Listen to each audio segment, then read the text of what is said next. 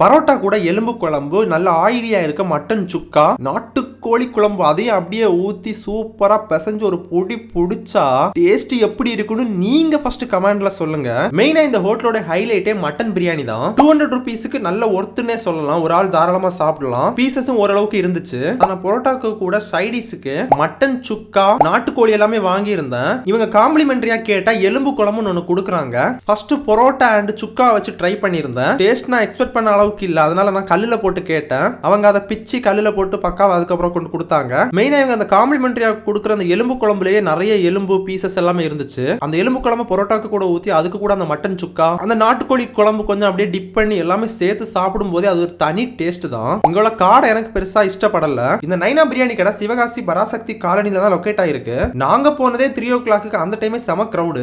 But taste wise கொடுக்குற ரேட்டுக்கு ஒர்த்தா தான் இருந்துச்சு. இது மட்டும் இல்லாம குடல், சிக்கன் நிறைய வெரைட்டிஸ் வச்சிருந்தாங்க.